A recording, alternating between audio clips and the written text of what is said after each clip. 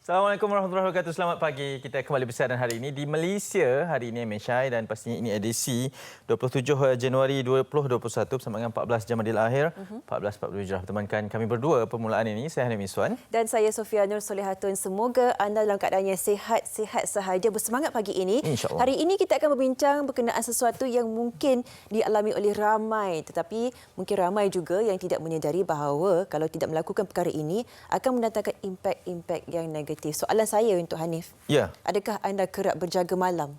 Sentiasa. Sentiasa. Main tapi, phone kan? Yalah, kita sebab kadang-kadang malam ni waktu yang tenang untuk kita buat kerja, kita catch up balik segala perkara yang perlu kita lakukan.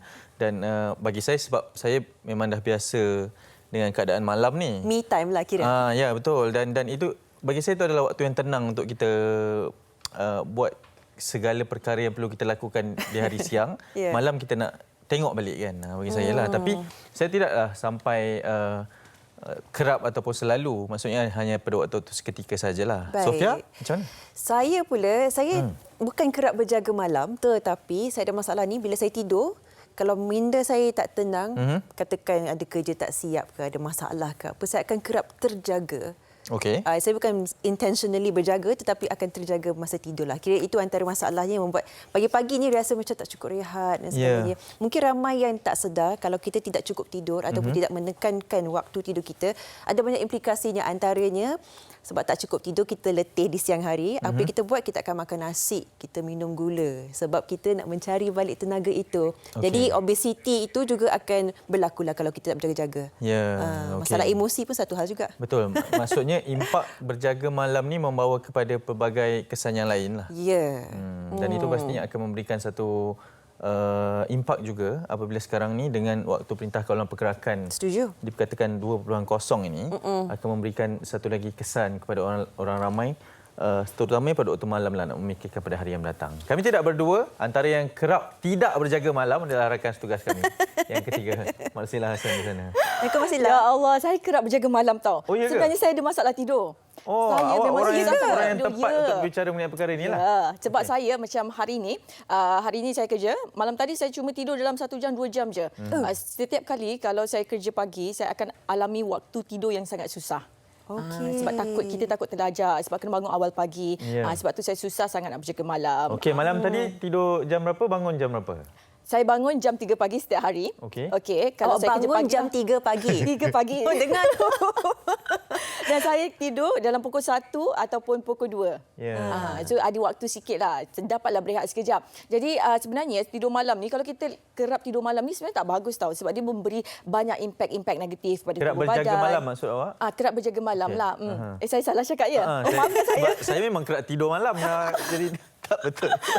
Dia akan memberi begitu impak yang begitu negatif kepada tubuh badan kita. Contohnya boleh menyebabkan masalah darah tinggi, mungkin penyakit jantung dan sebagainya. Dan pastinya kita perlu mendapatkan rehat yang secukupnya kerana manusia sebenarnya tidak hanya mampu tidur, maksudnya manusia hanya mampu tidak boleh tidur selama 11 hari sahaja. Maknanya kalau kita 11 hari tak tidur, itu dah masalah besar lah tu. Jadi kita mungkin perlu dapatkan rawatan dan sebagainya. Saya rasa antara yang boleh kita lakukan, ini saya percaya sebab saya lakukan juga, kalau saya bersenam di siang hari tu, malam tu akan lebih nyenyaklah sedikit. Betul, saya baru nak cakap perkara yang sama. Maksudnya saya sebelum ini kerap berlari pada waktu malam. Jadi itu akan membuatkan saya tidur dengan cepat. Itu taktik untuk tidur dengan nyenyak dan cepatlah. Berkesan tau sebenarnya? Berkesan. Tapi bila sekarang ni kerap berlari siang, malam tu akan membuatkan malam yang panjang pula untuk kita hadapi. Tapi sebenarnya konteks perbincangan kita pada hari ini adalah lebih kepada impak berjaga waktu malam di atas masalah kesulitan tidur. Terutamanya apabila membabitkan kesan daripada pandemik COVID-19 ini. Dan ini yang kita perlu highlight sekian isu ini untuk kita bawakan supaya impak ini mungkin dirasai oleh orang ramai di luar, terutama rakyat Malaysia, dan pastinya akan memberikan kesan kepada jangka masa yang panjang terhadap kehidupan keluarga dan pelbagai lagi. Dan menyentuh berkenaan COVID-19 ini, hari ini kita akan mendekati dan melihat apakah angka statistik terkini bersama dengan Marsila. Baik, semalam angka kes positif COVID-19 yang dicatatkan adalah sebanyak 3,585 kes, memperlihatkan sedikit kenaikan berbanding pada Isnin lalu, di mana terdapat kes tempatan yang dilaporkan adalah 3,583 kes dan 2 kes import, dan jumlah kematian baru yang dilaporkan semalam adalah sebanyak 11 kematian, dan angka ini membawa kepada jumlah keseluruhan sebanyak 700 kes kematian. Dan kalau lihat di sini senarai kes-kes kematian yang dilaporkan semalam, ini adalah kadar kematian sebanyak 0.4% setakat 26 Januari 2021, dan di sini adalah mengenai taburan kes baru mengikut negeri, di mana Selangor masih lagi mencatatkan angka kes positif yang paling tinggi sekali, dan juga terdapat kluster-kluster baru yang dilaporkan semalam, di mana terdapat 7 kluster baru yang dilaporkan, antaranya kluster Jalan Platinum, Intan Delima, Jalan Padi Masuri, Jalan Cochrane, Kampung Bukit Putra, Tembok Bukit Besi dan juga Keladi Saga, di mana 7 kluster baru yang dilaporkan ini melibatkan 3 kluster berkaitan dengan tempat kerja, 2 kluster berkaitan dengan kluster komuniti, 1 kluster keagamaan dan juga 1 kluster melibatkan kluster pusat tahanan. Dan kalau kita lihatkan angka kes-kes positif COVID-19 yang semakin meningkat ini perkara yang agak membimbangkan. Walaupun kita tahu sekarang PKP yang dilaksanakan diberikan sedikit kelonggaran kepada kita semua, tapi harapnya anda semua tidaklah mengambil kesempatan di atas kelonggaran yang diberikan itu. Dan kalau boleh, kalau kita nak keluar rumah tu ikut keperluan sahaja. Kalau perlu bekerja ke pejabat tu, pastikan anda ikut segala SOP yang telah ditetapkan di pejabat. Dan kita harapkan agar pandemik COVID-19 ni cepat reda dan kita sama-sama boleh berjuang untuk membantu memerangi COVID-19 dan melandaikan lekuk COVID positif 19. Dan kita dah selesai berkongsi mengenai kes-kes terbaru kes positif COVID-19, dan kita nak berkongsi pula apa yang ada di dada akhbar ini. Ya, tapi menariknya kalau boleh saya tambah sikit, semalam dengan 11 kematian baru, masihlah Sofia, menjadikan jumlah kematian di negara kita akibat pandemik ini adalah sekarang ini dah mencecah ke angka 700 Betul. kematian. Dan dalam diam tak diam, kita mungkin sedikit terlepas pandang berkaitan dengan perkara ini, tapi kita mungkin antara negara yang sedikit lambat terjejas dengan pandemik ini. Kalau kita lihat kembali pada... selamat datang Masila. Ya, terima kasih. Kalau kita lihat kembali pada... Akhirnya dapat duduk.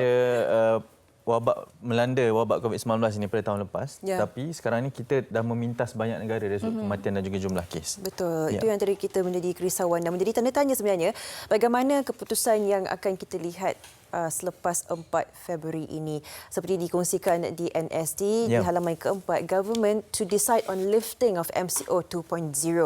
Adakah kita akan meneruskan PKP atau PKPB selepas 4 Februari ini? Kita akan melihat apa yang ditentukan oleh kerajaan sendiri. Ini dikatakan sesuatu yang ialah sama ada kita boleh melihat angka itu coraknya menurun atau tidak. Betul. Selepas masa tempoh 2 minggu ini untuk melihat perubahan pada Februari 4 nanti. Dan we will be discussing with the government agencies and announce decision before February 4th. Dikatakan di halaman keempat, the decision whether the ongoing movement control order will be lifted or not will be decided on this date. And the Health Director General has given a hint, most likely a conditional MCO will be implemented. Jadi apa yang dikongsikan juga adalah Tan Sri Dr. Nur Hisham Abdullah ada mengatakan yang berkemungkinan besar kita akan melalui hari-hari yang selepas 4 Februari ini dengan Perintah Kawalan Pergerakan bersyarat. Dan ini juga bergantung dengan apa yang akan diusulkan oleh kedua-dua pihak, MKN, KKM dan sebagainya, untuk melihat apakah perangkaan perjalanan seterusnya untuk memastikan kita mampu untuk membendung penularan ini. Saya rasa ramai yang boleh menjangkakanlah mungkin pergerakan rentas negeri itu tidak dibenarkan lagi. Betul? Ya, dan ini sepatutnya dilakukanlah. Ya. Betul. Ini salah satu cara yang terbaik saya kira untuk kita membendung penularan COVID-19. Contohnya kita tak naklah bawa virus tersebut di kampung, di halaman dan sebagainya kan. Ingat orang yang tersayang. Betul.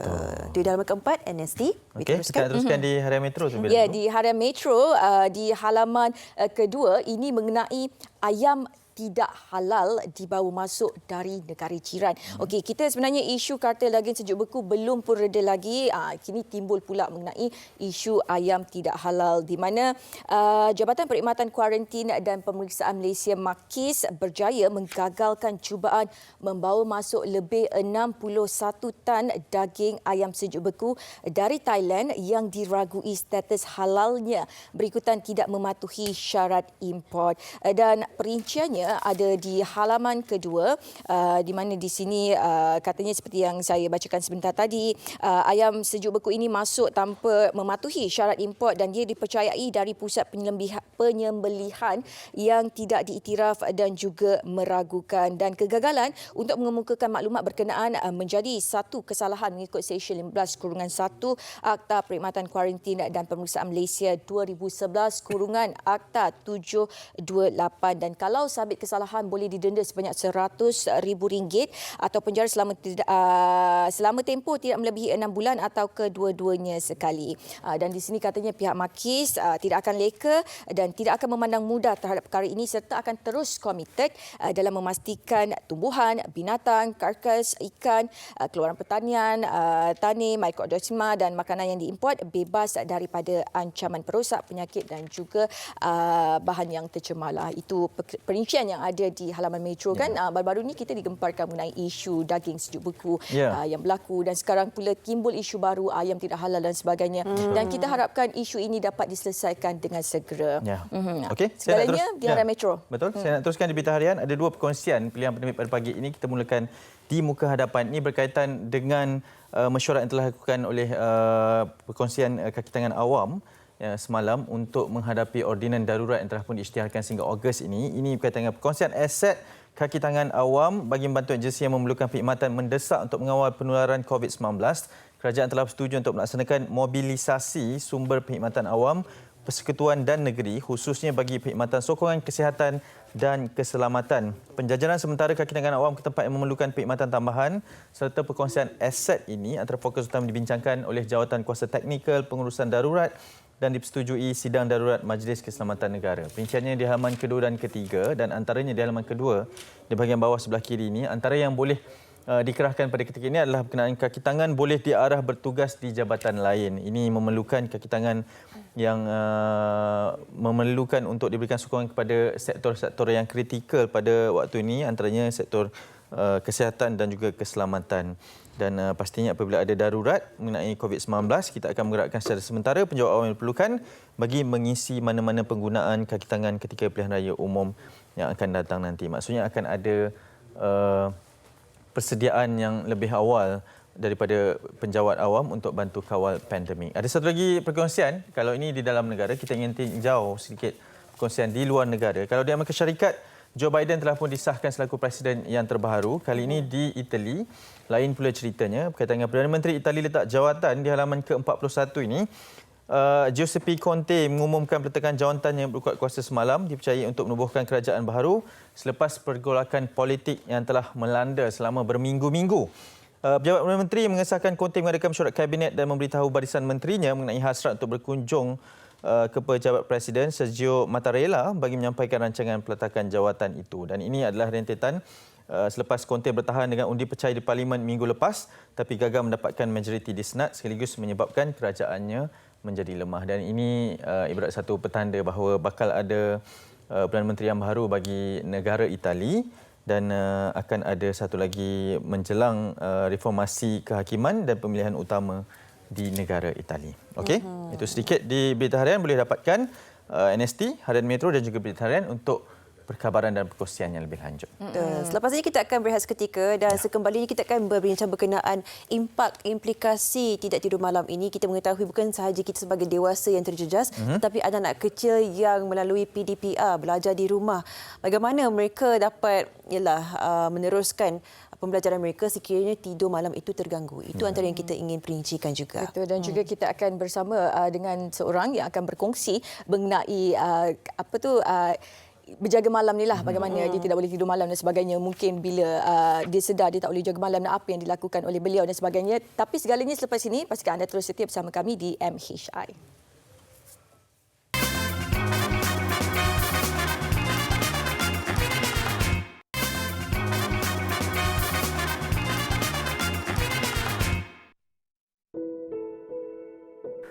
Sejak pelaksanaan PKP pada tahun lepas, saya menjadi lebih paranoid dan keterlaluan dalam berfikir atau overthinking.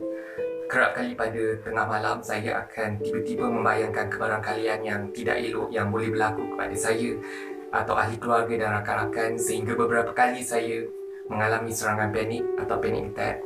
Jadi ia merupakan sesuatu yang amat memenatkan kepada keadaan mental saya sekarang ini. Saya ada pengalaman susah untuk tidur sepanjang PKP ni. So apa yang saya buat adalah saya akan layan saya punya telefon bimbit. Saya akan scroll saya punya all social media sampailah saya tertidur. So untuk saya tidur, saya akan pastikan saya akan layan saya punya cerita-cerita kelakar dulu, ataupun saya akan tengok 2-3 movie. Barulah saya boleh tidur. Jadi sepanjang musim PKP ni memang ada juga masalah untuk tidur, sebab kita kurang aktiviti fizikal dan juga banyak menggunakan peralatan elektronik macam telefon dan laptop, membuatkan kita terdedah kepada cahaya dari peralatan elektronik ni dengan lama lah. Jadi memang tu mengganggu kita punya tidur seharian.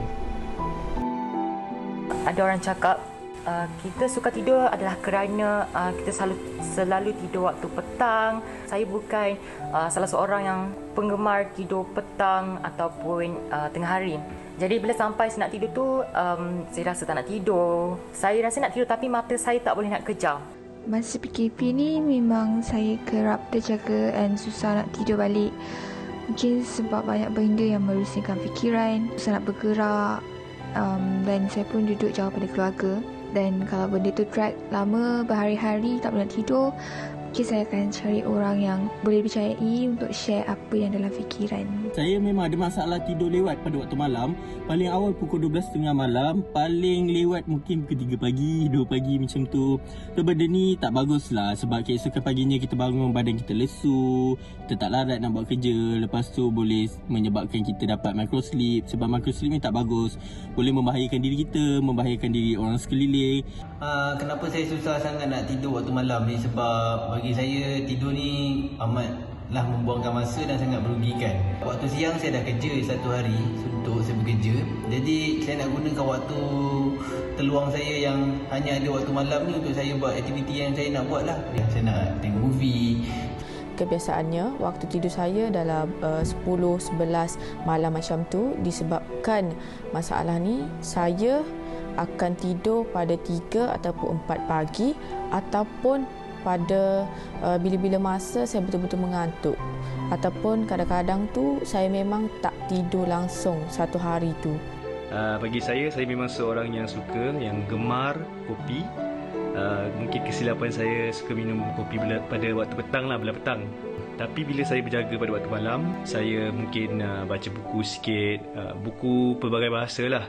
Tidur tu cukup penting juga, dan dengan muzik klasik pada waktu malam, mungkin ia boleh membantu anda juga. Baik, kalau anda merasakan anda seorang melalui masalah ini, anda tidak berseorangan. Anda baru saja melihat perkongsian begitu ramai orang sebenarnya yang tahu dan sedar yang mereka mempunyai masalah apabila tak dapat tidur malam dan sebagainya. Mereka terasakan impak itu, kan Marsila? Betul, dan macam-macam juga pelbagai aktiviti yang dilakukan oleh mereka untuk melelapkan mata sekurang-kurangnya kan. Beberapa jam pada waktu malam, ada yang membaca buku, ada yang mendengar lagu, ada yang bermain telefon pintar dan sebagainya. Itu mungkin antara cara-cara ataupun alternatif yang dipilih oleh mereka untuk melelapkan mata. Baik, dan kita akan bersama dengan seorang individu ini yang sudah tentunya mempunyai perkongsian juga kerap berjaga malam dan bagaimana beliau sendiri harapannya telah pun mencari jalan penyelesaian lah untuk tidur dengan lebih nyenyak. Kita bersama dengan Puan K. Mok Hui Ki menerusi panggilan video. Selamat pagi. Selamat pagi. Sihat ke? Sihat, terima kasih. Terima kasih meluangkan masa Puan K. Mungkin boleh mulakan sedikit sebanyak penceritaan Puan K sendiri. Memang dah masih sukar untuk tidur malam ke ataupun dah jumpa dah penyelesaiannya Puan K? Biasanya saya boleh tidur malam, tetapi setiap pukul 3-4 pagi akan terjaga. Lepas tu lebih susah sikit untuk nak tidur balik. Okey. Mungkin Puan... Ya, ini macam sudah menjadi kebiasaan dah. Menjadi kebiasaan ya. Jadi boleh tidur tetapi terjaga pada pukul 3 pagi. Tidur pukul berapa tu Puan K? Kadang-kadang pukul 11 lebih, pukul 12 macam tu. Mesti kita ada masalah yang sama Puan K. Tidur lewat kan? Tapi terjaga tengah-tengah malam kan? Itu yang paling susah sekali. Puan K, mungkin Puan K boleh kongsikan mungkin kalau Puan K perasan apa antara faktor-faktor yang menyebabkan Puan K susah nak tidur pada waktu malam. Adakah pada waktu siang tu Puan K kerap tidur ke ataupun ada perkara yang bermain di minda yang menyebabkan Puan K susah untuk tidur pada waktu malam? Saya tak biasa tidur siang ni, yang take a nap. Sebab kalau I tidur sekejap pun itu sebabkan saya tak sihat. Tapi kebiasaan dia, I rasa banyak benda nak fikir tu. Okey. Jadi terlampau banyak di fikiran Puan K lah. Ada pernah jumpa doktor ke nak mencari mungkin jalan penyelesaian? Mungkin ada sesiapa yang Puan jumpa untuk dapatkan nasihat? Tak ada? Tak jumpa. Ya. Maknanya semasa Puan K tidak boleh tidur tu, apa yang Puan K lakukan ketika waktu berjaga? Selapkan mata, cuba nak tidur balik. Itu je. Tak tengok movie ke, dengar lagu ke? Tak. Sebab kalau tak nanti I terus bangun dah, tak boleh tidur dah. Jadi bagaimana ini menjejaskan kehidupan seharian Puan K? Pekerjaan ataupun perkara harian dilakukan tu rasa macam sukar tak untuk teruskan bila dah letih sangat-sangat macam ni? Memang letih. Saya kerja sebagai seorang guru di tadika. Wow. Ya. Jaga anak kecil lagi? Ya. Dan I umur 3 tahun je. Jadi memang guna tenaga yang banyak untuk jagakan dia orang. Tapi like what I said, sudah jadi kebiasaan dah. Jadi bagaimana Puan K memberi fokus dan tumpuan kepada anak-anak yang dijaga tu? Sebab malam tadi tu tak cukup tidur. Lepas tu esok perlu bekerja dan sebagainya. Bagaimana memberikan fokus dan tumpuan kepada mereka?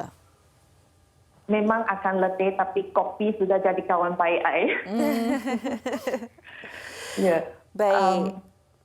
Otak memang akan jadi letih, kadang-kadang akan pening juga dan jadi hitam. Okey, Puan K, lepas ni kita akan berhubung dengan seorang doktor untuk mencari jalan penyelesaian untuk Puan K dan ramai lagi yang punya masalah ini. Terima kasih kerana berkongsi dengan kita apa yang dilalui oleh Puan K sendiri. Thank you. Thank you. Baik, itulah dia. Kita dah mendengar sedikit sebanyak. Ada yang memang tak boleh tidur langsung, ada yang terjaga tengah malam dan ini masalahnya. Bila kita tak dapat tidur, keesokan hari masih perlu bekerja. Lagi mengajar anak kecil dan sebagainya, itu bukan suatu tugas yang mudah. Betul, badan yang lesu, yang letih, bagaimana kita mahu melakukan kerja secara produktif kalau malam tadi kita tidak mendapat rehat yang secukupnya. Dan Sofia, kita juga akan bersama dengan Dr. Amir Siddiq Amber Nordin yang akan memperincikan kepada kita, memberitahu impak mengenai berjaga malam ini. Ya, dan kita berada dengan Profesor Prof. Dr. Muadia bersama kita menerusi panggilan video. Assalamualaikum. Assalamualaikum. Selamat pagi. Waalaikumsalam. Can you hear me? Sekali lagi. Ya. Boleh dengar ya? Apa khabar? Boleh. Baik. Dapat tidur malam dengan nyenyak semalam? Boleh, Alhamdulillah. Baik, Prof, mungkin nak kongsikan bersama kita kan antara yang menjadi permasalahan yang besar pada tempoh ini, bukan sahaja tempoh PKP tetapi secara keseluruhannya memang ramai yang melalui masalah terjaga atau berjaga di waktu malam. Mungkin boleh perincikan sedikit sebanyak apa yang sedang berlaku pada ketika ini? So seperti yang kita pernah bincangkan sebelum ni, memang satu masalah kesihatan mental terutamanya semasa PKP 1.0 dan juga semasa pandemik ini adalah masalah tidur, stres dan stres ni antara kedua ni. So untuk topik perbualan pagi ini lebih kepada isu tidur dan memang kita lihat ramai yang mengatakan bahawa mereka mengalami masalah tidur terutamanya pada masa tahun lepas.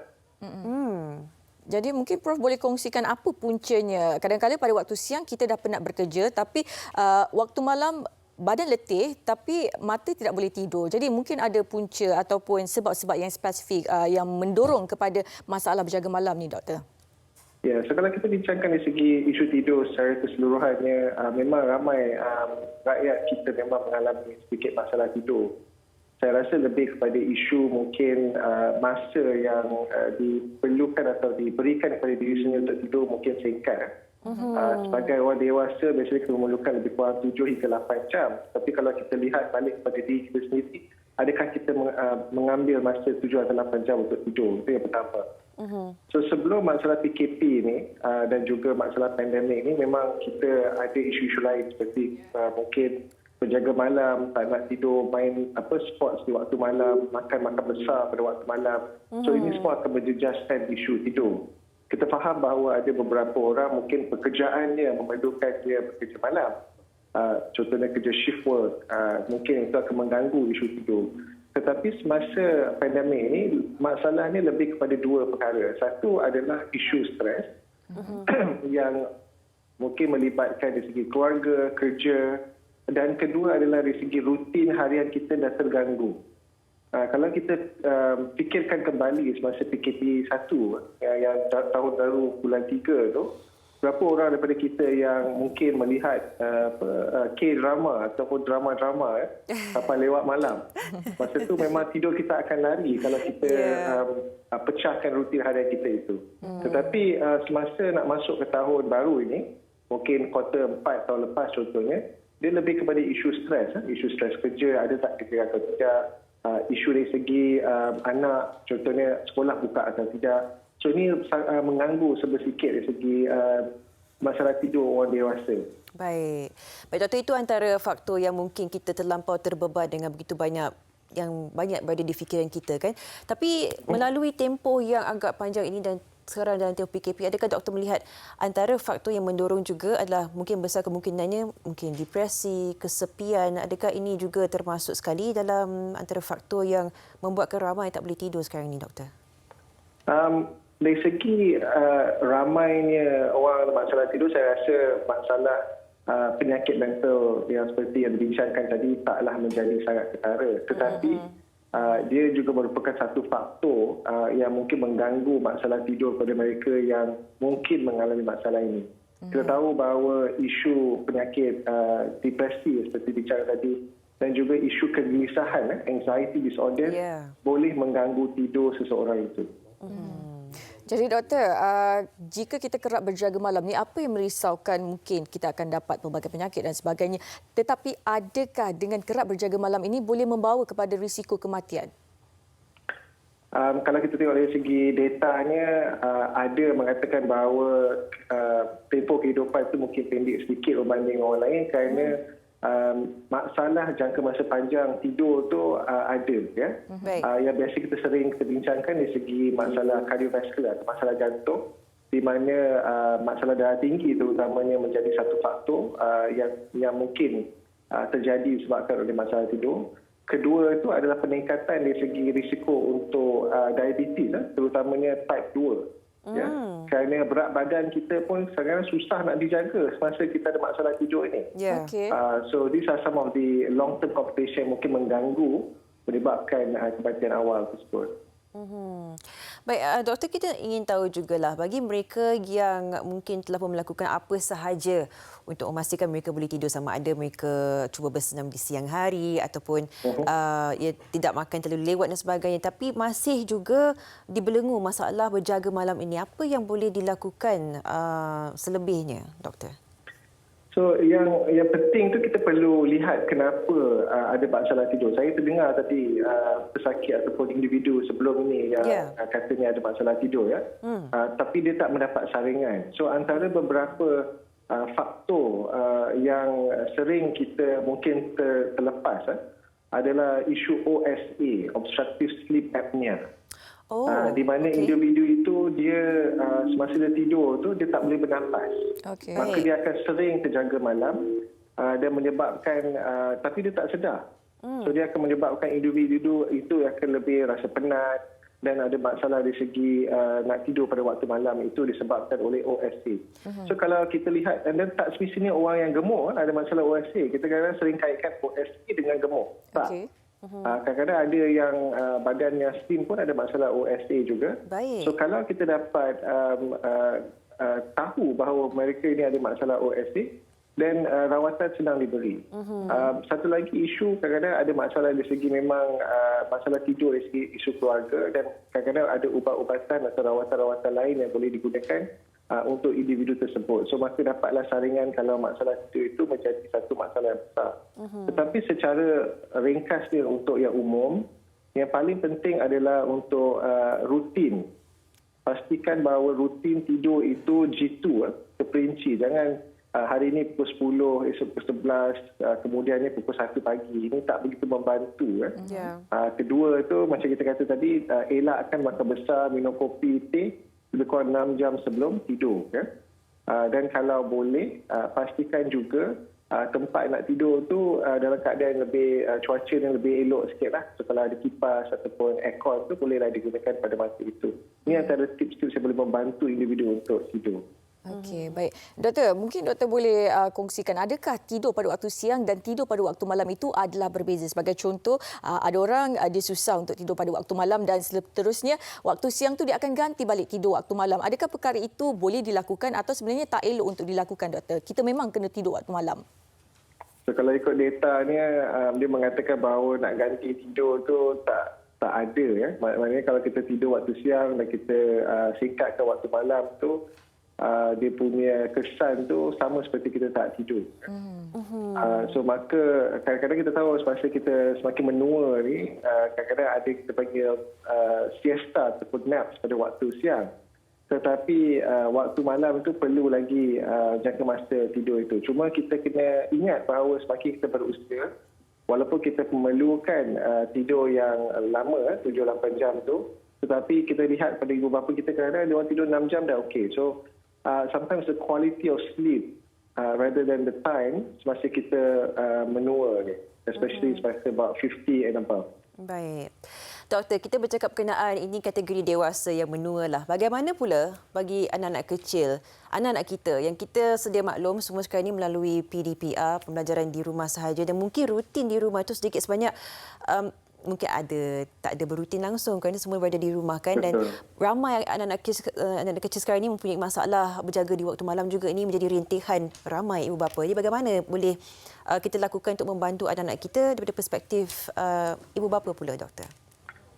So yang penting tu bapa kena faham bahawa anak-anak memang perlu tidur lebih daripada kita, 8 hingga 10 jam. Itu yang pertama. Kerana untuk anak-anak tidur ni lebih penting. Satu dari segi tumbuh besar. Semasa kita tidur, terutamanya pada deep sleep, kita akan meriliskan banyak hormon-hormon yang akan membantu dari segi tumbuh besaran. Growth hormone contohnya. Satu. Kedua tu, tidur yang cukup ni memang membantu dari segi kecerdasan otak. So kita lihat bahawa kalau ada masalah tidur yang berpanjangan, maka kita punya alertness dan juga kita punya daya untuk mengingat tu memang kurang. So untuk anak-anak yang membesar yang tengah belajar, ini lebih penting. So walaupun saya faham ibu bapa di luar sana memang suka sekarang ni kerana diorang pun working from home dan juga anak-anak tak pergi ke sekolah, tetapi rutin untuk tidur untuk anak-anak itu perlu. Malahan satu masalah utama untuk anak-anak sekarang kita lihat adalah isu penggunaan gadget. So, kepada ibu bapa yang baru-baru ni, pastikan bahawa anak tu mungkin dari segi gadget tu terjaga. Kepada yang dah menggunakan gadget tu, cuba fikirkan cara-cara untuk nak limitkan masa gadget tu. Kerana memang dia mengganggu sangat tidur anak-anak kita ni untuk memastikan kita tidur dengan secukupnya. So they need about 8 to 10 hours untuk tidur tu, depending on age. Jadi doktor, sebagai individu yang arif dalam hal ini, mungkin doktor ada sedikit kata orang tu boleh kongsikan apa pendekatan yang terbaik yang boleh dilakukan oleh ibu bapa itu sendiri dalam membantu anak mereka dalam menukar habit daripada berjaga malam menjadi burung hantu ini kepada tidur yang kata orang tu tidur yang berkualiti. So saya rasa yang paling penting saya lihat berbincang dengan ibu bapa sekarang ni adalah isu parenting. Bukan nak katakan parentingnya salah, tetapi kadang-kadang kita lupa. So yang pertama tu memastikan bahawa rutin untuk tidur tu, terutama untuk anak-anak tu dijaga dengan rapi. Contohnya pukul 10 tu memang kena get ready anak-anak untuk tidur. Pastikan bahawa dia memang tahu pukul 10 tu dia kena masuk tidur. Itu pertama. Kedua tu macam kita bincangkan tadi, sama dengan kita juga. Kalau tempat tinggal itu ataupun bilik itu lebih sejuk dan nyaman, kebarangan untuk tidur itu lebih tinggi. Ya. Yang ketiga juga sama juga macam kita, pastikan bahawa makan malam tu awal sikit ataupun mungkin lepas maghrib ke, contohnya ada pukul 8. Janganlah sampai dah pukul 10, 9 malam baru nak makan. Kita faham bahawa kadang-kadang kita ni makan supper. Tetapi untuk anak-anak kita ni memang kita kena pastikan bahawa dia makan awal. Kerana especially kalau dia makan dia bergula, mungkin menyebabkan isu untuk tidur untuk anak-anak. Dia akan jadi hyper sikit. So itu menjadi satu masalah utama juga. Baik. Terima kasih kita ucapkan kepada doktor kerana memberikan sedikit sebanyak gambaran dan nasihat lah, bukan saja untuk ibu bapa dewasa tetapi juga untuk anak-anak. Ini tentunya masa untuk kita perincikan sedikit sebanyak berkenaan dengan kesihatan kita yang bermula juga daripada tidur. Kita ucapkan terima kasih kepada Profesor Madya Dr. Amir Siddiq Amber Nordin, pakar perunding kanan psikiatri merangkap pengarah UMCARES. Terima kasih. Terima kasih banyak. Terima kasih. Baik, itulah dia kita melihatkan antara yang boleh kita lakukan. Dengan harapannya kita memberikan sedikit sebanyak kepentingan dalam hidup kita itu. Dan kita juga dapat sedikit ilmu di mana pemakanan itu juga memainkan peranan yang penting, cara hidup kita, lifestyle kita macam mana, bagaimana untuk kita kata orang mendapatkan tidur yang berkualiti. Bukannya kuantiti tidur tu yang penting, tapi kualiti tidur kita tu yang paling utama sebenarnya. Betul. Jadi tetapkan rutin anda yang sebaiknya untuk anda pastikan malam ni dapat tidur. Baik, kita akan berehat seketika. Sekembalinya banyak lagi hanya di Malaysia hari ini.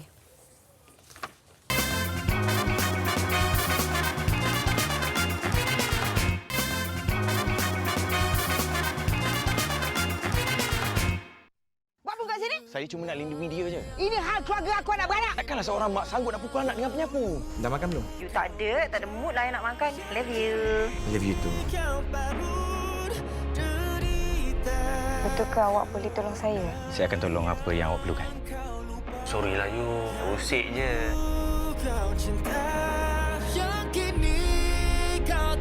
Rahimah Tanpa Rahim, Isnin hingga Jumaat 7 malam di Akasia TV3.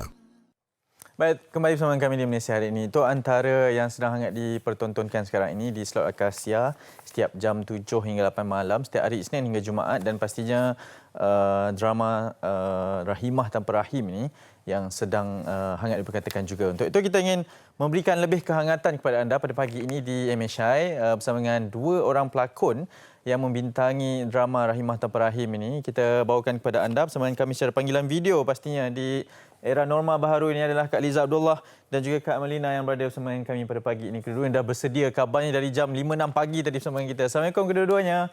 Waalaikumsalam. Apa pula 5-6 pagi? 4 pagi. 4 pagi? Oh, lagi dahsyat ni. Kak Melina sihat, Kak Melina? Kalau okey, Alhamdulillah. So bangun dalam pukul 6 juga. Okey, baik. Mungkin soalan yang pertamanya boleh kongsikan terlebih dahulu. Watak yang dilakonkan untuk Rahimah Tanpa Rahim ini. Silakan, Kak Liza dulu. Okey.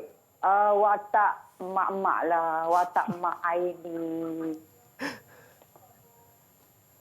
Watak mak Aini. Ya. Okey, Melina? Saya pula melakonkan watak Kak Long sebagai Sakinah. Watak mak-mak juga yang kira mempunyai anak bujang. Macam itulah watak-wataknya. Ya. Okey, mungkin Liza Abdullah boleh kongsikan terlebih dahulu tentang, sebab kita tahu sebelum ini hit dengan watak-watak sebegini juga, antagonis juga kan? Ya ke? Sekarang antagonis ke? Sekarang apa maksudnya? Okey, maksudnya sebelum tu mana? Watak mana? 7 hari mencintaiku. Okey, kalau ikutkan perubahan watak tu sebagai mak, memang ada anak tiri juga. Tapi dalam masa yang sama dia seorang ibu yang penyayang. Menyayangi anak, even though walaupun ketika itu anak tiri tapi sayang. But kali ni punya penceritaan memang bagi saya antara watak yang mencabar kewibawaan saya sebagai seorang pelakon. Okey. Di mana saya memiliki anak tiri, di mana saya memang disebabkan kita sebagai perempuan, bila kita berkahwin dengan suami kita yang punya anak, kita sebenarnya dalam pada masa sama kita berpura-pura je mencintai anak tu, dalam hati itu memang ada dendam. Tetapi saya tak boleh cerita lanjut. Sebenarnya ada kisah di sebalik kenapa saya jadi macam tu. perasaan dendam membara, membuat perbezaan. Bagi seorang ibu, saya membezakan antara anak tiri dengan anak sendiri. Hanya kerana kasih sayang saya pada suami, saya terpaksa juga membela anak yang saya tidak ada rasa kasih sayang kepada anak tiri itu. Jadi wujud kalau dulu kita dengar macam anak tiri itu tak mak tiri dulu tak sama, tapi sebenarnya wujud lagi mak tiri yang sedemikian. Okey, Kak Aminah, kita melihat kepada perkembangan watak pula yang dibawakan ini, adakah yang sesuatu yang mencabar wibawa ataupun memang nampak dalam kehidupan seharian sekarang ni? Sebenarnya watak Kak Long adalah berlakon watak-watak biasa macam cameo, maknanya sebagai watak-watak sampingan. Tapi kali ni Kak Long diberi peluang oleh Kak Jalina Rejab untuk Kak Long melakonkan satu watak yang agak berat lah. Memanglah watak antagonis, tapi agak serius. So selalu kalau Kak Long melakon, kalau watak-watak lain watak sengal. Watak-watak yang kata orang memang orang tengok geram tapi lucu. Tapi kali ni watak yang diberi adalah sebagai seorang wanita yang mempunyai keluarga, tetapi dalam masa yang sama dia seorang wanita yang ibu atau isteri yang apa yang dia nak dia kena dapat. Yang makna dia tak kira dengan cara apa sekalipun. So watak Sakinah ni kira lebih kurang watak yang busuk hati, yang kata orang dalam cerita ni kira maknanya dia jahatlah dia. sangat membenci. Dia sama je tu. Jahatlah kita ni. Kategori lain dia sama je tu. Kita sama dua-dua jahat. Dia dua-dua jahat. Tapi jahat yang kata orang yang kata ada macam kita orang jadi rakan subhat last. Jahat kampung dengan jahat bandar. Sama sama je, tipikal. Ya, betul-betul. Maksudnya penceritaan itulah. Okey, mungkin ramai yang membicarakan berkenaan dengan tajuk drama ini adalah Rahimah Tanpa Rahim. Tapi sebenarnya mesejnya sangat jelas berkenaan dengan sindrom yang MRKH yang juga pernah kami bincangkan. Mungkin Kak Liza Abdullah dan Kak Long Amelina kita boleh bincang mengenai kesedaran yang cuba dibawakan dalam drama ini. Akak dulu. Kakak dulu. Ya, bila kesedarannya akak dulu. Bila kesedarannya akak dulu. Okey, kita ni sebenarnya kalau saya sendiri pun sebenarnya tidak menyangka bahawa memang tahu, tapi kita tak pernah berhadapan dengan sebenarnya memang wujud ya. Kenapa tajuk tu jangan disensasikan. Memang sebenarnya supaya untuk mengajar. Kita macam nak educate orang luar sana. Sebenarnya memang wujudnya wanita yang tiada rahim. Dalam masa yang sama, bukan saja dia tak ada rahim, dia juga kurang kasih sayang. So betapa penderitaan yang dihadapi. Patutnya kita sebagai manusia, bila kita dah tahu seseorang wanita yang tidak ada kesempurnaan, kita patut memberi kasih sayang. Jadi perjalanan kita ni sebagai kata orang tu untuk bagi pengajaran. Yang mana yang baik tu kita ambil, yang buruk kita jangan terima. So sebenarnya sebagai mak tiri sepatutnya dia kena kena notice yang bahawa anak ni daripada awal sampai umur dia, saya rasa dalam penceritaan tu dia dah lebih dari 20 tahun tidak ada datang head ya, maknanya saya baru tahu juga bahawa sebenarnya bila perempuan yang tak ada rahim ni dia tidak ada pun simptom-simptom itu. So memang kita nak bagi tahu Aliza benda ni memang wujud. Kak Long? Bagi Kak Long pula ialah Kak Long baru kira maknanya baru mengetahui benda-benda ni memang ada wujud. So adanya MRKH ni apa semua kan. So tapi di sini dalam cerita ni mengajar kita sambil tu kata ada moral of the story and then input yang bagus sebagai seorang jangan kadang-kadang kita terlepas pandang benda-benda ni sebagai ibu bapa kena alert, kena sentiasa tanya anak-anak apa semua kan. So dari situ kadang-kadang ada yang tak sedar benda tu, rasa macam bila dia mengadu alah biasa je tu, tapi sebenarnya tak. So dekat sinilah yalah kalau Rahimah mungkin dia dengan mak tiri, tapi kalau dengan ibu bapa sendiri pun kena alert. Kena alert sangat apa benda tu. So itulah pengajarannya dan orang sekeliling juga bila ada benda-benda kejadian macam tu macam satu kekurangan apa semua kan, jangan memandang rendah apa semua sebab bila pesakit tu sendiri bila dia dikelilingi oleh orang positif dia rasa macam dia boleh dia boleh dia boleh terus dengan kehidupan dia dengan gembira, dengan macam orang normal. Tapi bila adanya negatif di sekitar dia, itulah menjadikan tekanan, malu, rendah diri macam tu. Ya, betul. Bagi Kak Long itu satu input yang bagus lah dalam cerita. Dan pastinya antara pelakon yang bertanggi juga adalah mereka yang salah seorang penghidap sindrom MRKH ini kan. Wani Ardi juga berada bersama dengan kalian. Mungkin itu juga membuka mata. Kita melihat penggambaran masih dilakukan atau dah selesai?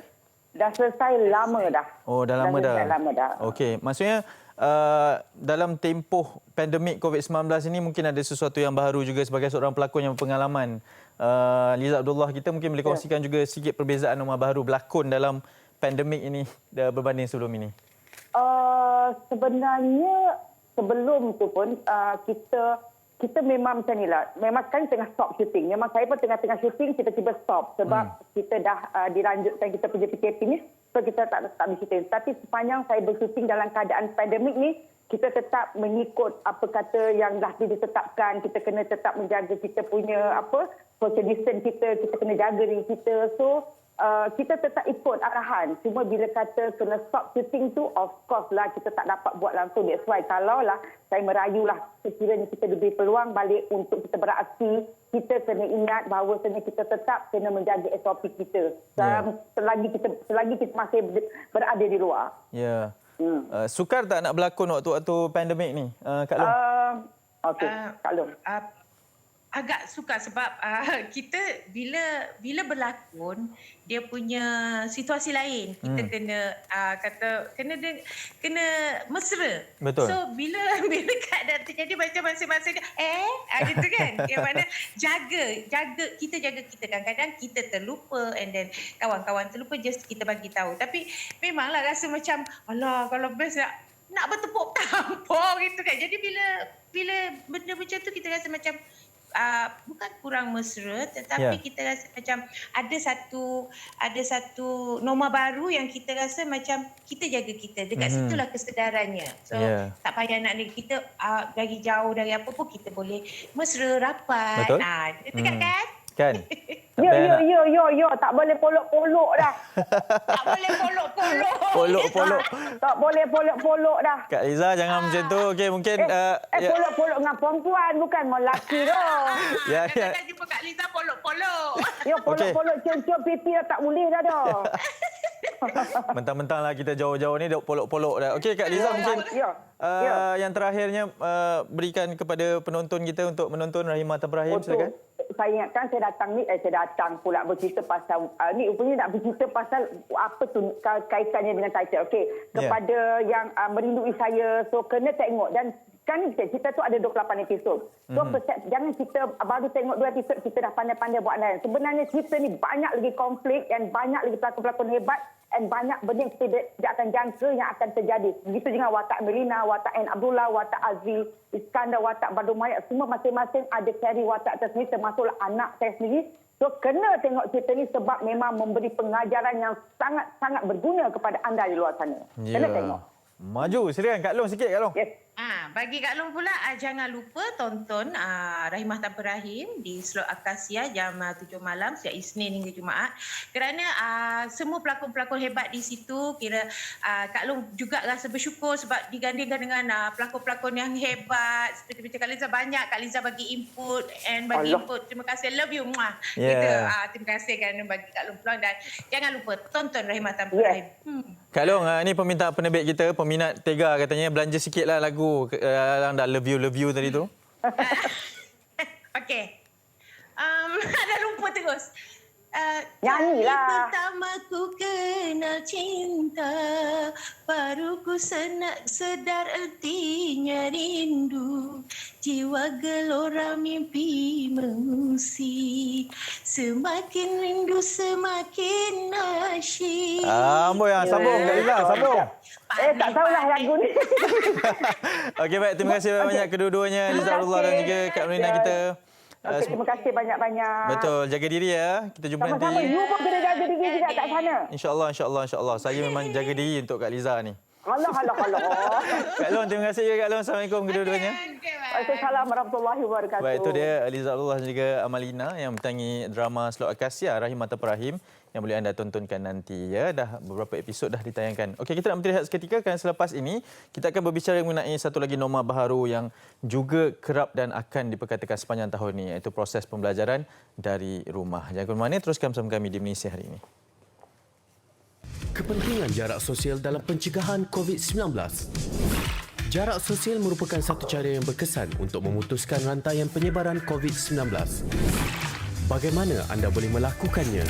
Membuat pembelian atas talian seperti barang keperluan, makanan dan membuat pembayaran atas talian seperti bil, utility dan pinjaman bank. Jika terpaksa berurusan di luar, pastikan anda mengamalkan jarak sekurang-kurangnya 1 meter daripada individu lain seperti membeli makanan di restoran, mengisi minyak di stesen minyak, membuat urusan di ATM atau bank, membeli barang keperluan di pasaraya, menggunakan kemudahan pengangkutan awam, membeli ubat di farmasi. Jika membuat pembayaran di kaunter, guna pembayaran elektronik secara PayWave seperti kad kredit, kad debit dan e-wallet. Anda bosan? Lakukan aktiviti fizikal di rumah seperti melakukan regangan, berjalan sekitar rumah, berlari setempat, naik dan turun tangga, lompat tali dan berkebun. Jangan anjur atau hadir majlis sosial atau keagamaan seperti majlis hari jadi, majlis perkahwinan dan ceramah agama. Anda juga boleh berinteraksi dengan orang luar melalui aplikasi atas talian seperti Skype, WhatsApp, video call dan FaceTime. Letakkan tangan di dada sebagai tanda hormat dengan ucapan salam bagi menggantikan bersalaman dan bersentuhan. Jauh semeter namun kekalkan interaksi. Bersama-sama putuskan rantaian COVID-19.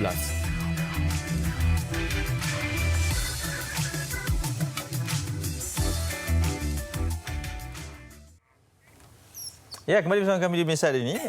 Pastinya kali ini seperti yang dikatakan tadi, kita ingin berbicara mengenai bagaimana cabaran dan juga daripada kedua belah pihak lah, cikgu dan juga anak murid, terutamanya mereka kali ini cabarannya sedikit berbeza apabila mengajar di sekolah pedalaman. Tapi kali ini cikgunya dah berada di kawasan asal pula, di kawasan tempat tinggalnya. Di Perak, ya. Okey, kita nak bersama dengan Cikgu Muhammad Amin Abu yang bertugas di Sarawak, telah pun bersedia bersama dengan kita secara panggilan video pada pagi ini. Assalamualaikum Cikgu. Selamat pagi Cikgu. Khabar semua? Yeah. Alhamdulillah sihat. Oh, tu dengan anaknya ya? Alah comel. Ya, dia pun tengah belajar pagi ni semua. Alah. Oh, kelas online jugalah tu? Ya, ada tugasan yang dia berikan sebab minggu orientasi untuk prasekolah. Okey. Dia siapkanlah tugasan dia. Pandai pandang kamera tu. Kan? Siapa nama anaknya tu? Apa? Say hi. Nur Afa Amina. Okey. Baik. Cikgu Amin mungkin kongsikan sedikit sebanyak kan sebelum ni bertugas di Sarawak dan selepas dah bermulanya Perintah Kawalan Pergerakan dan sebagainya telah pun berbalik semula berada di Perak. Mungkin nak berkongsilah bagaimana pengalaman cikgu sendiri mengajar pembelajaran secara online bagi murid di sekolah ni. Adakah ini sesuatu cabaran yang baru untuk cikgu? Baik, ini memang satu cabaran yang barulah bagi saya, terutamanya di kawasan sekolah saya, di kawasan luar bandar, di Lawas, Sarawak. Okay, kebanyakan pelajar kita tidak mempunyai akses internet yang baik. Kadang-kadang apabila kita beri suatu tugasan, tapi mereka tidak mampu untuk masuk online dan sebagainya. Tapi apa yang saya lakukan ialah kita berpandukan kepada manual pengajaran dan juga pembelajaran, PDPR, yang mana yang telah disediakan oleh pihak KPM. Itu ada 3 pendekatan, dalam talian, 2 talian dan secara offsite lah. Jadi pendekatan yang saya gunakan ialah sememangnya 2 talian. Jadi saya nak call mereka, nak dapatkan pendapat mereka pun memang agak sukar. Tetapi apa yang kita saya sebagai guru yakin bahawa pengajaran itu akan berlangsung di mana-mana sekalipun. Sebab itu pembelajaran mudah alih dalam situasi pandemik sekarang ini membantu untuk meneruskan lagi pembelajaran kita bersama. Walaupun saya berada di Kuala Kangsar dan mereka berada di Lawas. Baik, cikgu melihat kepada kesukaran yang dialami masalah internet dan sebagainya. Jadi seperti yang cikgu katakan tadi, ada modul dan sebagainya. Jadi mungkin antara inisiatif lain yang cikgu lakukan untuk membantu anak-anak murid ni dalam proses PDPR, sebab jauh kan seorang di Perak, yang anak murid pula di Sarawak. Jadi kekangan tu bagaimana cikgu mengatasi ataupun inisiatif lain yang cikgu jalankan untuk membantu mereka? Ya, memangnya kita menggunakan grup WhatsApp lah. Grup WhatsApp itu sangat penting. Dalam grup WhatsApp itu, ibu bapa ada sekali bersama dengan pelajar. Tugasan kita akan berikan sampai dengan ada link video. Memangnya ada netizen yang mengatakan bahawa cikgu ni hanya beri link letak mengajar. Ini adalah satu pengajaran yang berpandukan kepada bahan video. Jadi mereka dapat juga tahu ilmu dan juga apa yang kita nak mengajar pada hari itu. Okey, cikgu, betulkan saya kalau salah. Cikgu di Sekolah Kebangsaan Kerangan, Lawas, Sarawak merupakan sekolah luar bandar di Sekolah Kurang Murid SKM. Sekarang cikgu berada di Kuala Kangsar, ya? Ya, betul. Okey, cikgu ketika berada di sana, mula bertugas pada 2015, tak silap saya. Ya, betul, 2015. Ketika berada di sana, bagaimana cikgu melihat keadaan kawasan di sekitar Lawas dan juga Sekolah Kebangsaan Kerangan ini? Dan adakah ianya sesuatu yang sesuai pada ketika ini? Terpaksa, kita tahu keadaan memaksa, tapi dengan keadaan persekitaran internetnya di sana, bagaimana cikgu melihat kekangan kepada permasalahan sebegini kepada pelajar dan juga kepada cikgu sendirilah?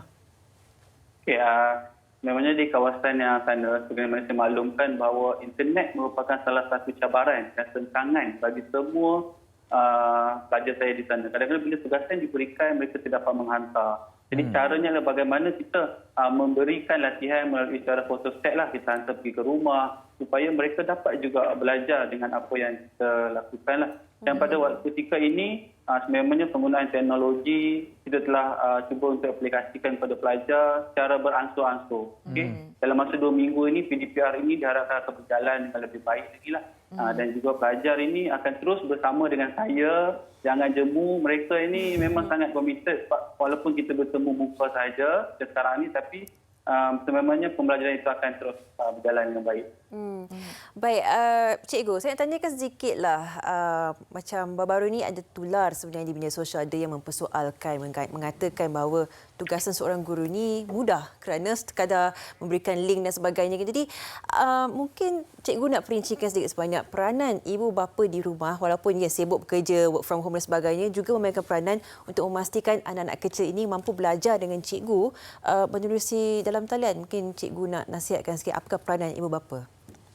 Baik, kepada ibu bapa, sememangnya guru akan berusaha untuk mempelbagaikan alternatif mengajar. Itu kita kena faham. Jadi, kita kena tahulah bahawa pengajaran itu akan terus berlangsung sama ada secara flip classroom, secara inquiry ataupun secara mastery dan kontekstual. Itu ialah hakikatnya yang ibu bapa perlu tahulah. Jadi sebagai peranan ibu bapa, apa yang saya ingin katakan ialah kita bersama dengan mereka untuk kita menggunakan teknologi itu.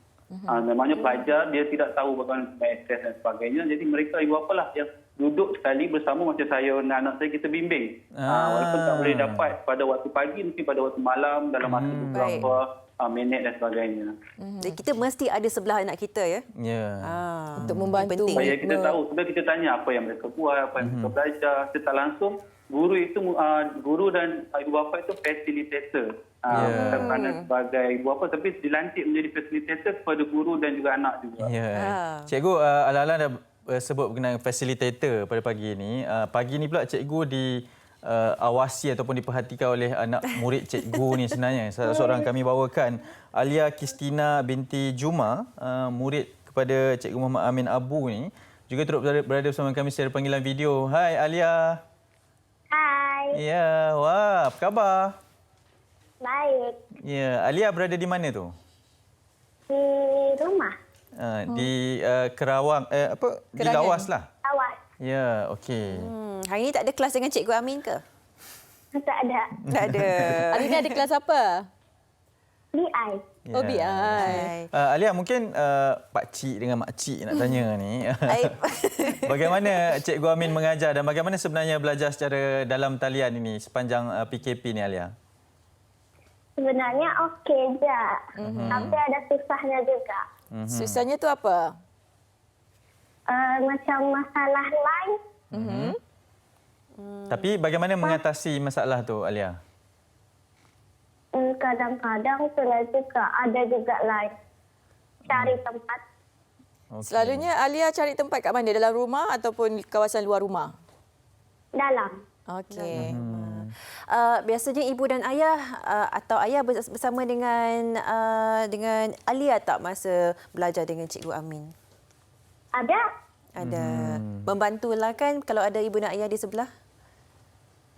Boleh ajar sikit-sikit. Ya, Alia ni darjah berapa sebenarnya? Darjah 5. Darjah 5? Darjah 6. Darjah APSR. Sudah tahun baru tau. Jangan fikir kita 20-20 lagi. Alia, bagaimana Cikgu Amin ketika belajar di sekolah bersama dengan Cikgu? Okey je, baik. Oh, baik, tidak garang? Tegas sikit. Ada ucapan tak untuk Cikgu Amin?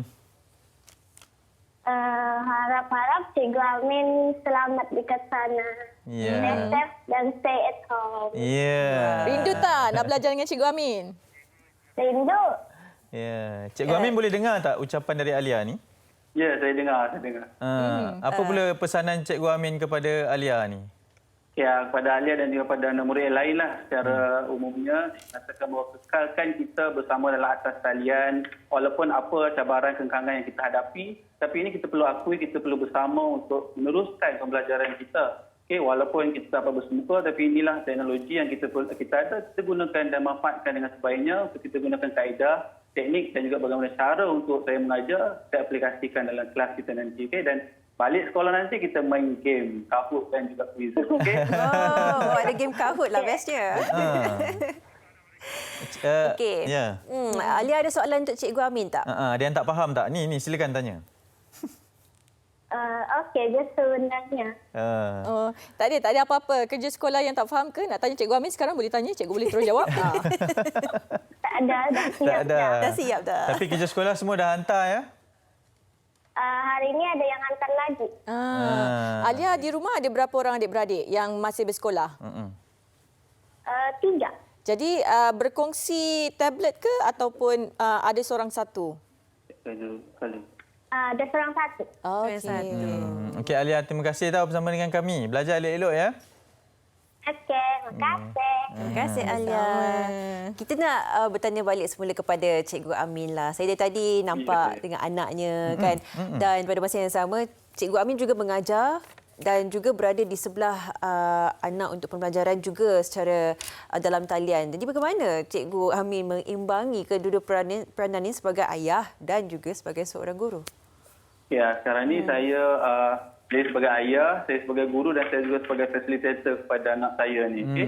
Bagaimana saya buat pembahagian ini adalah mengikut kepada keperluan. Okay? Bila masa waktu itu pengajaran online, kita akan fokus kepada pembelajaran online. Dan pada masa yang sama, anak kita akan menyiapkan tugasan yang diberikan oleh guru. Dan apabila selesai dari tugasan, kita bimbing, tanya apa yang dia tak faham dan sebagainya, macam mana cara buat betul ke tidak. Sebab kita perlu tahu juga perkembangan anak kita secara atas talian ni, walaupun kita mengajar anak orang lain, dan kita perlu tahu bagaimana keadaan anak kita sendirilah. Jadi walaupun nampak keadaan bersama begini, tapi ini adalah satu pendekatan yang bagi merasa minat motivasi mereka untuk belajar secara online lah. Memangnya umur 5 tahun, apabila belajar secara online ni, faham-faham saja lah kan, ada tentangan, ada yang main. Betul. Tadi pun melambai-lambai dekat kami ni. Tadi tu. Padahal tengah dalam kelas ni, tengok lambai lagi. Cikgu. Keadaan kelas di luar kelas lah. Ya. Cikgu, adakah cikgu akan pulang ke Sarawak dalam perancangan ni? Saya akan pulang. Sebabnya ada 4 kali dah flight saya cancel. Tapi saya situasi guru yang terkandas lah sekarang ni. Tapi saya mendapat kebenaran daripada pertimbangan dan juga kebenaran daripada ketua jabatan lah untuk supaya situasi ini dapat diteruskan berapa pulang dengan sebaiknya. InsyaAllah. Baik. Kita doakan yang terbaik untuk Cikgu Amin dan juga Alia di sana. Terima kasih meluangkan masa. Semoga proses pembelajaran dalam talian ni dipermudahkan smooth saja semuanya. Terima kasih. Alia, bye-bye Alia. Bye-bye. Bye Alia. Ya, itu dia. Cikgu dan anaknya, terima kasih juga kerana bersama dengan kami. Ya, terima kasih. Fokus tu. Kan.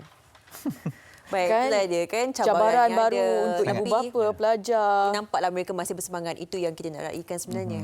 Saya kira ni dua hal lah. Kalau proses pembelajaran dari rumah kepada mereka yang punya akses, memang saya rasa cabarannya berbeza. Tapi kepada cikgu yang mengajar di sekolah pedalaman, ada juga cikgu yang terpaksa, macam yang cakap tadi, fotostat setiap latihan dan hantar ke rumah. Dan perjalanan ke rumah masing-masing pelajar masing-masing itu memang sangat mencabarlah. Bukan sesuatu perkara yang mudah untuk dilakukan oleh guru-guru. Itu satu tugas yang mudah dan kita sangat menghormati tugas yang dilakukan oleh para guru ini dalam membantu mendidik anak-anak bangsa. Kan? Okay, kita nak berehat seketika kerana selepas ni kita akan bersama dengan katanya cinta bertepuk sebelah tangan. Alamak. Itulah ya Allah. Oi. Macam mana Tak tu? bestnya. Tepuk sebelah tangan pula. Oh, ni. Okay. Segalanya di Malaysia hari ini.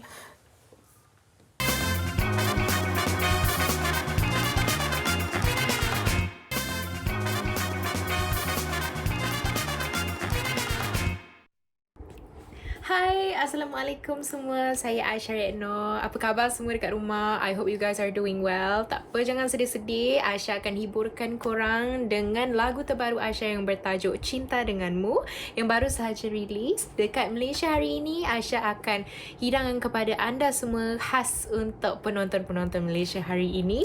So, mari kita dendangkan lagu Cinta Denganmu.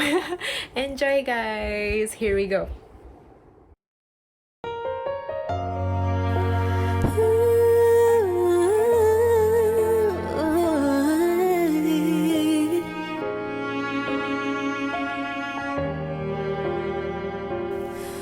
Kau bisikan rasa-rasa telus padaku,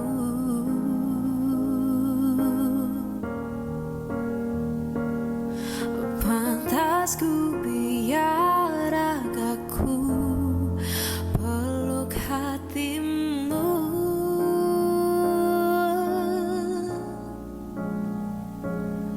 merintang redam hidupmu dari menebak,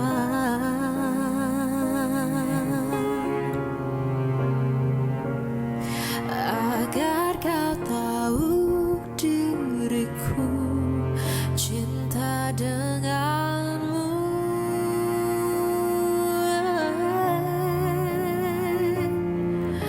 Sejenak ku merasa kau kan menyadari berat beban menusuk diriku, terus kadang di jiwa,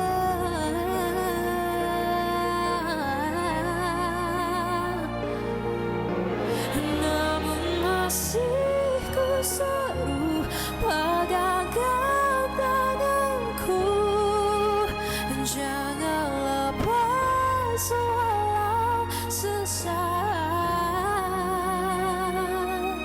akan ku pikul rambutmu.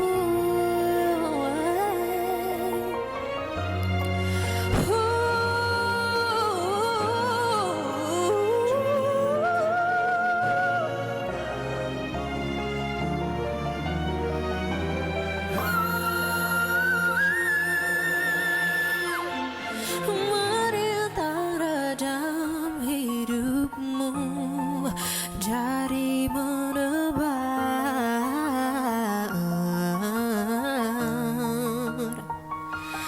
agar kau tahu diriku cinta denganmu.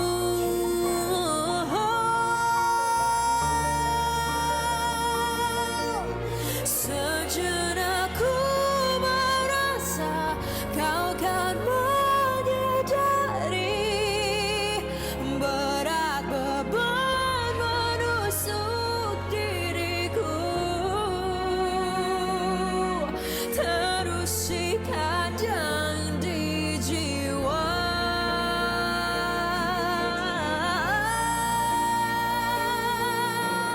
namun masih ku seru pegangkan tanganku, jangan lepas walau sesaat,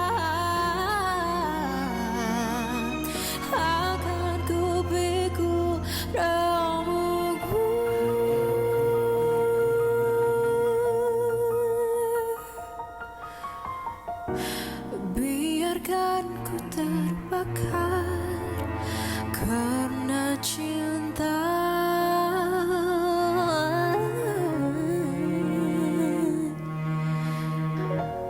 Hingga mungkin kan sadar apa cinta.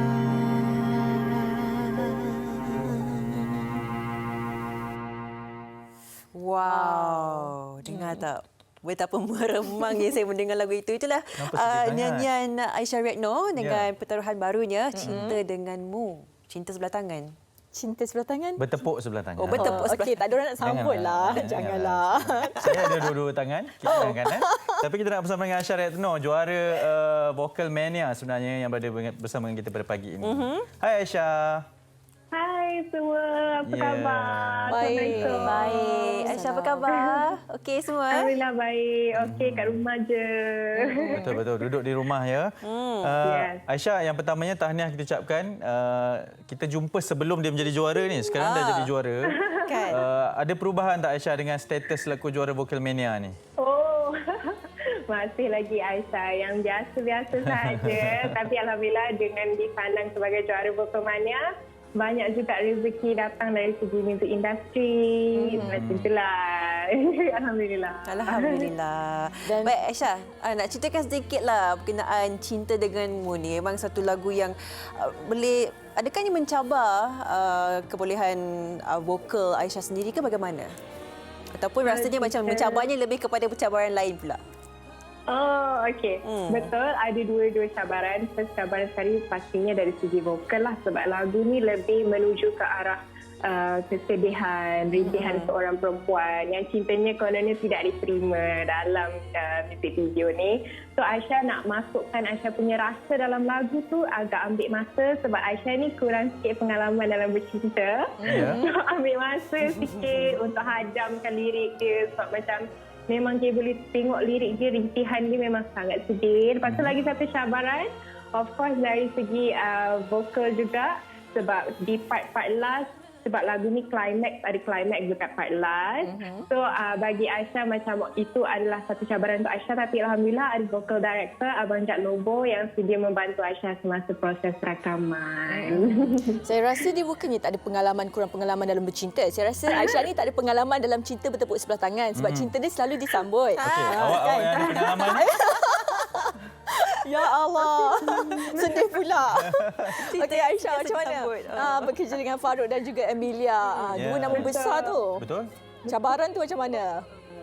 Oh, pertama sekali bila dapat dilamar oleh Abang Farouk dan juga Kak Emilia, rasa dia terkejut sebab macam betul ke ni? Sebab macam I've been a fan of them since dari, tak tahulah, dari dulu lagi tengok Kak Emilia di pentas AJL. Dan boleh bekerja sama dengan mereka. Mereka pun sangat chill, relax je. Bila dapat lagu demo tu sebelum Aisyah record lagu tu, diorang kata tak apa, ambil masa dulu untuk hadam lagu ni. Sebab lagu ni agak berat untuk Aisyah. Sebab daripada segi lirik dia, Aisyah kata tadi memang agak berat. So itulah cabaran dia.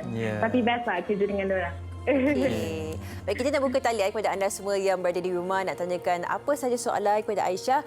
Silakan 0377261603. Baik, Aisyah, kita nak tanyalah kan, lagu ni juga Cinta Denganmu menjadi satu sensasi di laman TikTok. Menjadi challenge bagi ramai kan. Pernah menyangka tak yang ini akan menjadi sambutan yang agak panas juga di TikTok? Aisyah. Bila pertama sekali Aisyah tak terfikir untuk nak buat challenge ni. Lepas tu Aisyah kat rumah kan tak ada buat apa-apa. Selain kerja universiti, Aisyah okeylah buatlah TikTok Cinta Denganmu challenge ni. Lepas tu ramai pula yang sahut cabaran tu. Alhamdulillah lah, best tengok satu-satu buat. Sebab selama ni buat challenge terhadap lagu orang lain kan. Sekarang ni lagu sendiri Aisyah kan. Aisyah tadi ada sentuh berkenaan dengan AJL, melihat Emilia beraksi di pentas AJL. Aisyah juga sebelum ini pernah menghasilkan lagu juga sebelum ini. Jadi ini mungkin expectationnya berbeza dengan lagu Cinta Denganmu. Ada juga lebih jangkaan untuk sambutan lagu Cinta Denganmu dari Aisyah sendiri? InsyaAllah kalau diberikan rezeki, apa-apa pun Aisyah harap semua suka dengan lagu Cinta Denganmu ni and still sahut cabaran Cinta Denganmu tu. Aisyah, dari tadi kan masa dengar lagu Aisyah menyanyi tu meremang bulu roma sebab vokal dia mantap sangat tau. Okey. Tapi kabarnya dengar cerita ibu sendiri yang mengajar vokal kepada Aisyah. Betul. 24/7. Oh, 24/7. Dari sejak Vocal Mania lagi sampailah sekarang. Ibu seorang penyanyi atau bagaimana? Ya, ibu saya dulu seorang penyanyi di zaman 80-an. Ibu saya orang Indonesia. Jadi dia banyaklah experience dalam mengajar Aisyah dari segi competition, nyanyian, cari yang betul. Ya. Okey, Aisyah sebagai seorang yang boleh mendapat banyak inspirasi, guidance daripada ibunya sendiri dan memang mungkin sedikit sebanyak dah tahulah bagaimana perjalanan dalam industri dan sebagainya. Kalau dijadikan salah seorang artis yang ingin berkolaborasi berduet, siapa dengan Aisyah? Kalau seorang itu susah nak pilih, tapi Aisyah would love to collaborate dengan juara Idol Vocal Mania, Kak Aina Abdul. Wow. Pernah berentak battle dengan Aina Abdul ke di Vocal Mania? Oh ya, sebenarnya belum lagi, nasib baik. Okey, jadi Kalau itu tak mungkin memang KO. satu harapan. Okey, Aisyah melihat kepada kita dipertontonkan sedikit video klip tadi, kan? Memang sangat cantik, menarik lah. Konsepnya bagaimana daripada video klip yang sedang ditayangkan ini? So konsep dia, director adalah Abang Hafiz Syafiee. Dia punya konsep lebih kepada ingin menunjukkan perasaan seorang wanita yang merintih. Kenapa lelaki tu, kalau tengok dekat music video tu, lelaki tu pandang belakang je kan. So itulah maksudnya simbol daripada cinta bertepuk sebelah tangan dari seorang wanita tu. Sedih Masila. Saya lagi. Anik pun pernah sedih juga kan? Kan? Berapa hari? Berapa hari merakamkan musik video itu? Alhamdulillah, sebelum ada PKP, kami menjayakan musik video tu selama sehari daripada pagi sampai malam. Pukul 12 malam tu. Okey, Aisyah bagi memasuki industri ini dengan memasukkan impak yang sangat-sangat besar kan. Jadi apakah perjalanan seterusnya bagi Aisyah? Dah mula merangka langkah seterusnya ke? Apa yang boleh kita expect daripada Aisyah lepas ni? InsyaAllah buat masa yang terdekat ni, sebab kita masih lagi dilanda PKP, Aisyah masih lagi akan fokus dalam buat nyanyian di rumah, menghiburkan orang semua dengan cover dan juga try untuk bagi orang dengar lagi lagu Cinta Denganmu. Dan mungkin Aisyah akan come up juga with another single bulan April insyaAllah. Tapi Aisyah pun akan fokus juga di hal-hal universiti Aisyah sebab Aisyah masih lagi pelajar. So ada banyak lagi yang Aisyah perlu fokuskan jugalah dalam pelajaran. Aisyah belajar jurusan apa? Ekonomi di mana tu? Di Universiti Melaya. I see. Dekat je lah sebenarnya kita. Ada pertanyaan, nama ibunya siapa? Nama ibunya Jan Retno. Boleh cari dekat YouTube. Aisyah Retno, ibu Jan Retno. Okey, nanti bolehlah berduet juga sama-sama. Menariknya. InsyaAllah. The Retnos. Retnos. Aisyah, terima kasih banyak kerana sudi bersama dengan kami. All the best, Aisyah. Sungguh berjaya kita ucapkan. Dan nanti kalau tak keberatan, kalau semua dah okey, kita jemput datang sekali lagi ke studio sekali ini dengan title selaku juara pula ya. Wow. Terima kasih. Sama-sama. All the best Aisyah. Okey kan? Yeah. Oh dah dah lah, kita dah sampai ke penghujung ni sebenarnya, sebab saya nak kongsikan apa yang menarik sebenarnya esok. Sebab esok kesan PKP terhadap perhotelan. Jangan tengok saya macam tu, sebab esok saya akan jangan lupa tonton esok sebab saya akan membawakan isu ini. Ya, betul, dan esok juga kita akan meraihkan sambutan Thaipusam secara norma baharu ini juga, dan pastinya setelah setahun pandemik COVID-19 ini melanda di Malaysia, masih kita ingat tarikh 18 Mac itu. Takkan kita lupakan. Dan sekarang ni di penghujung Januari, kita akan masuk kepada Februari dan kita masih lagi perlu menghadapi satu kes gelombang yang sangat tinggi pada ketika ini. Memang ada penurunan 4 hari ini, tapi dengan kes yang masih lagi sangat tinggi. Kami doakan anda selamat, jaga disiplin anda, be safe, dan kita jumpa anda lagi esok hanya di Malaysia hari ini. Kita tinggalkan anda dengan music video Aisyah Retno. Terima kasih meluangkan masa bersama kami di Malaysia hari ini. Assalamualaikum. Bye.